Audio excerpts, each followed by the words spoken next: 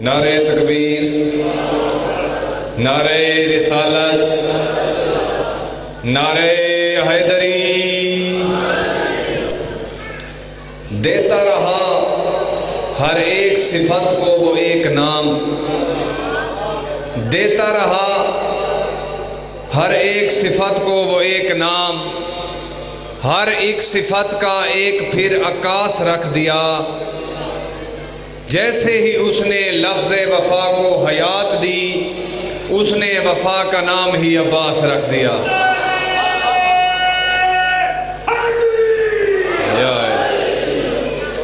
یہی ہے کام کہ بس ایک کام کرتے ہیں، یہی ہے کام کہ بس ایک کام کرتے ہیں، سمجھ کے ورد یہی صبح و شام کرتے ہیں۔ نظر میں آئے جہاں پر بھی با وفا کا علم، ہم اس کو غازی سمجھ کر سلام کرتے ہیں۔ ہون تھوڑے سامنے ذاکر اہل بیت جناب علی عمران صاحب اور انہوں تو بعد شہنشاہ فضائل جناب علامہ عاقل رضا زیدی صاحب آف لاہور، اور انہوں تو بعد ذاکر اہل بیت قاری القصائد جناب علی عمران صاحب آف شیخ پورہ۔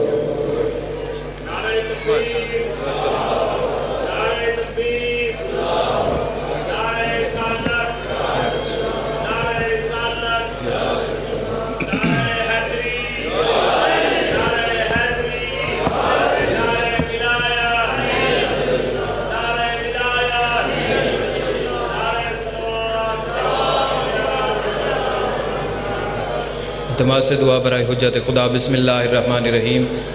اللہم کل ولیک الحجت ابن الحسن صلواتک علیہ وعلی آبائہ فی ہذہ الساعۃ وفی کل ساعۃ من ساعۃ اللیل والنہار ولیا وحافظا وقائدا وناصرا ودلیلا وعینا حتی تسکنہ ورزقتہ وتمتعہ فیہا طویلا۔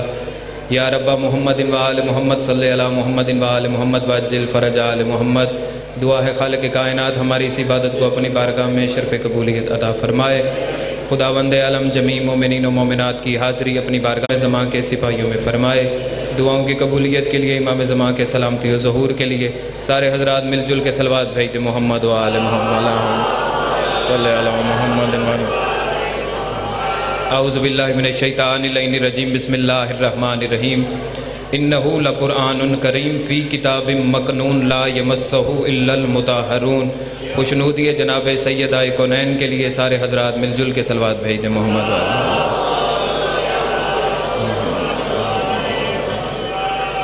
ہے اجازت نوکری شروع کر دوں جناب؟ بڑے عزت مآب حضرات تشریف فرمائیں۔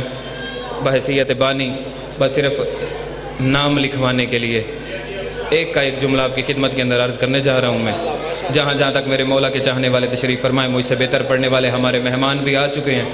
جملہ میں نے ایک عرض کرنا ہے، چاہے جیسے مرضی آپ سنیے گا۔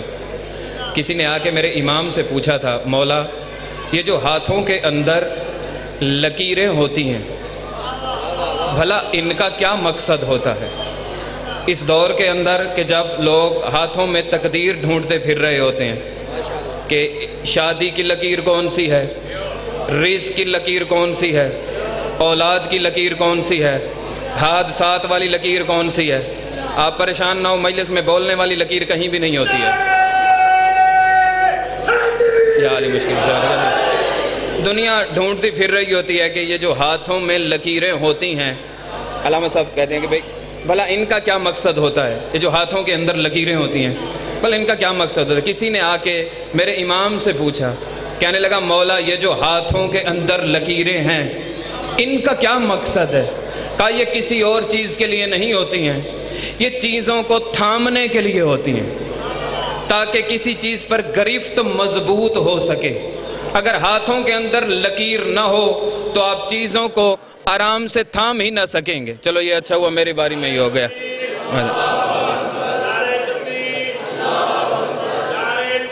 بس میں ایک ہی جملہ پڑھوں گا، آپ نہیں پڑھیں۔ بسم اللہ چاہتے ہیں۔ یا علی مشکل کشا، یا علی مشکل کشا، علی انواری اللہ۔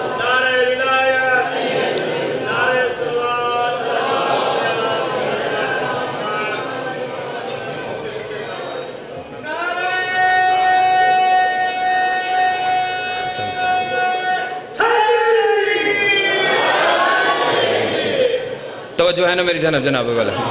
بس جملہ میں نے آپ کو پہلے عرض کیا ایک ہی پڑھنا ہے میں نے، جہاں تک میری آواز جا رہی ہے۔ تو مولا نے فرمایا یہ جو ہاتھوں کی لکیریں ہوتی ہیں یہ چیزوں کو تھامنے کے لیے ہوتی ہیں۔ اسی چیز کو جب میر انیس نے پڑھا نا تو شاید اس کی نظر میں میرے مولا کا یہ قول ہی گزرا تھا، تو اس نے اپنا ایک شعر لکھا، اس نے کہا مقصد یہی ہے ہاتھ کی لکیر کا، دامن نہ چھوٹنے پائے جناب امیر کا۔